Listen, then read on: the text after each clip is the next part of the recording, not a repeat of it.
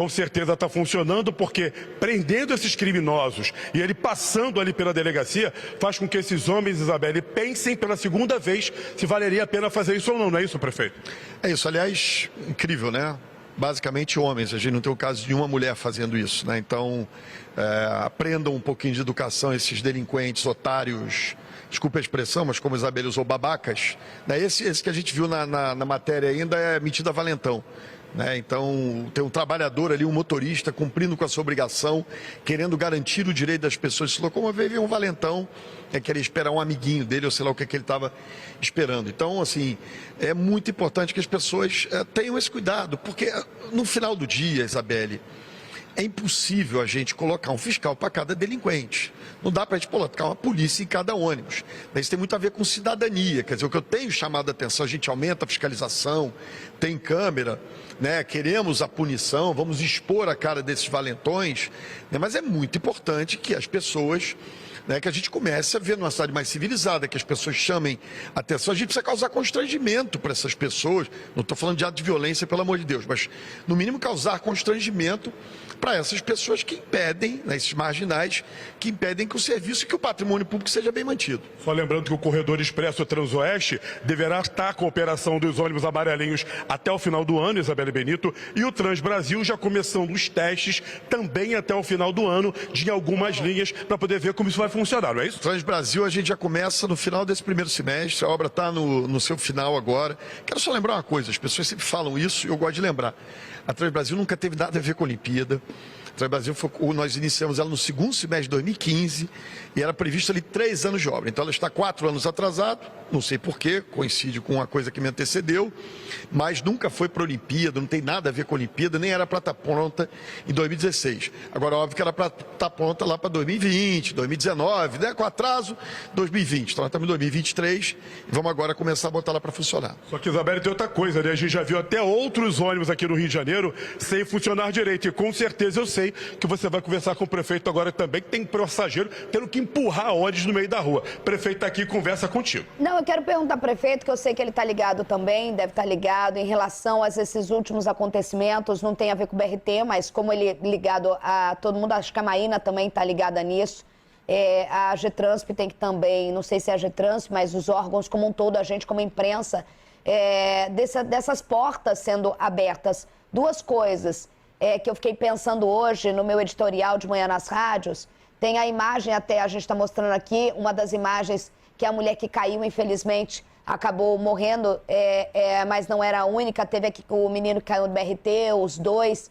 Tem essa, eu comecei a parar para pensar, é óbvio que tem que ter uma fiscalização para ver se alguém que força uma porta, ela vai quebrar uma tranca, uma hora alguém vai ter um retorno, o motorista não tem culpa nenhuma, ele faz uma curva e você vai um em cima do outro e pode ser que alguém caia. Tem também, pode ter a falta de manutenção. A prefeitura está acompanhando esses casos, prefeito?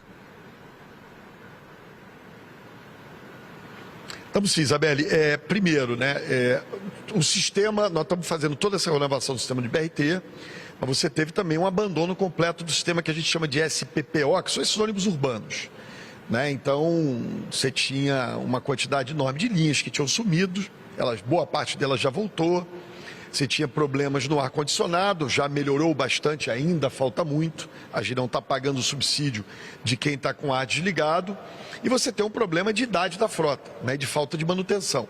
Então, isso é uma coisa que a gente está atento, a gente não descarta, inclusive a encampação de algumas empresas ou de alguns consórcios que estejam conduzindo dessa maneira. Né? Você tem o caso hoje...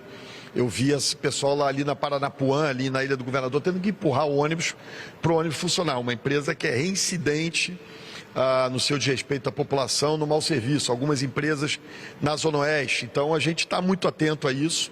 Né? Eu diria assim, Isabelle, foi...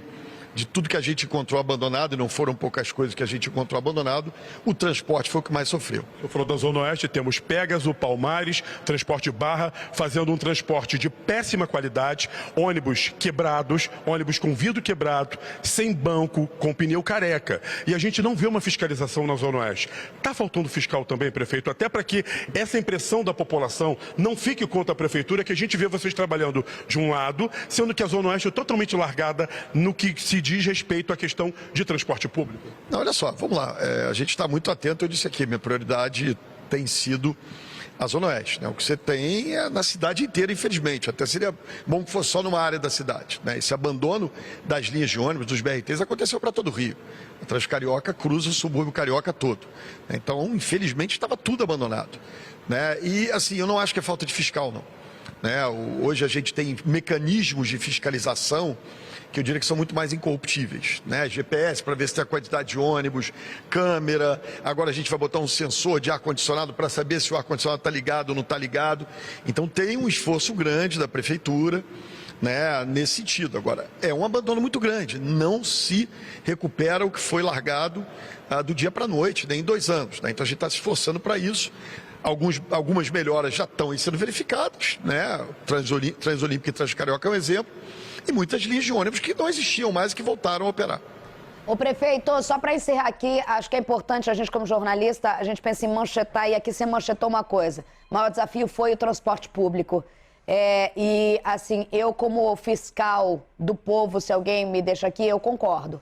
Eu acho que é o maior desafio mesmo para quem assumisse o executivo de uma prefeitura como o Rio em relação a 2 anos. É algo que é difícil, porque é o transporte que você não pode, você tem que ter manutenção diária, além de investimentos, e a gente viu com os próprios olhos.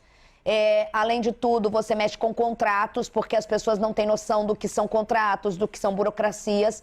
Concordo contigo. E tem gente me mandando pergunta aqui, eu não vou te deixar embora antes de perguntar. O pessoal, você falou da questão da Transoeste, o pessoal falando sobre a manutenção ali no fim da Barra e Recreio, em que que realmente a obra, ela toma uma pista. Se tem exatamente quando que vai terminar, quando que o pessoal vai conseguir liberar, quando que o fluxo vai voltar ao normal, se existe um prazo. É uma das perguntas que mais estão me fazendo aqui no Twitter.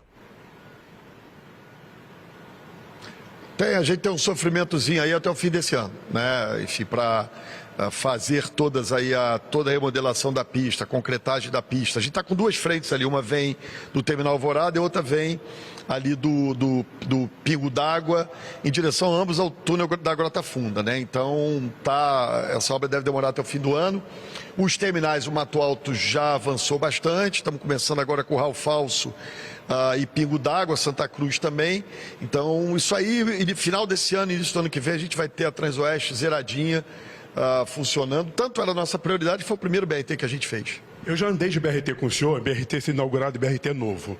O senhor alguma vez já foi, por exemplo, até a Zona Oeste, entrou num BRT azul daquele sucateado e desceu nele, até pedindo a alguém que pudesse gravar, para que o senhor pudesse ter a sensação do que a população vem sofrendo ali e para que o senhor pudesse ter aquela ideia de como cobrar e o que fazer contra aquilo que está dando errado? Porque a população sempre fala isso, principalmente quando eu estou na rua, eu passo isso para Isabela e o pessoal fala, poxa, o prefeito não anda nesse ônibus quebrado e tal. Até para mostrar para a população que o senhor esteve, o senhor viu e que alguma coisa vai ser feita, porque do jeito que está lá, a gente sabe que não dá, por mais que essa mudança possa acontecer já até o final do ano, mas só para ter essa sensação, prefeito? Olha só, é óbvio que o prefeito não anda de BRT, né? Não sei nem se você anda. A maioria das pessoas que tem um poder aquisitivo não andam de BRT, né? Então, eu não ando de BRT. Boa parte dos serviços que a prefeitura presta, eu não me utilizo deles, né? Mas tanto eu tenho essa sensibilidade que eu voltei para a prefeitura e estou botando o BRT para funcionar. Tanto eu tenho essa sensibilidade que eu vou botar a Transoeste para funcionar de novo. Então conheço muito essa realidade e digo, isso eu não faço para mim, né? Esse ônibus que alguém está danificando não é para mim, né? O prefeito tem carro, tem motorista, né? E seria ridículo aqui a gente pensar de outra maneira, né? Mas a gente está dando condições à população para que ela possa ter essa dignidade. O que as pessoas têm que se perguntar é o seguinte, será que aquele imbecil incompetente que durante 4 anos ficou na prefeitura do Rio, né, abandonou esse sistema, né, será que a gente pode cometer esses erros de novo com a cidade? É isso que a gente tem que se perguntar permanentemente, né? Se o sistema funcionava bem, o que é incompetência, o que é incapacidade, o que é o erro do nosso voto pode fazer com uma cidade, né? Eu acho que essa é que é a pergunta que tem que ser feita. Por que algo que funcionava, de repente foi destruído? Patrimônio público, né? Essa é a pergunta permanente que a gente tem que se fazer. Eu tenho meu compromisso com a população da Zona Oeste, quem implantou os BRTs fui eu, quem implantou as clínicas da família fui eu, quem implantou o VLT fui eu, vamos continuar implantando, agora vamos começar o anel viário em Campo Grande e vou zerar esses ônibus, as pessoas vão voltar a ter conforto. cuidem e não errem na hora de votar e eleger outro imbecil, porque aí pode dar problema de novo.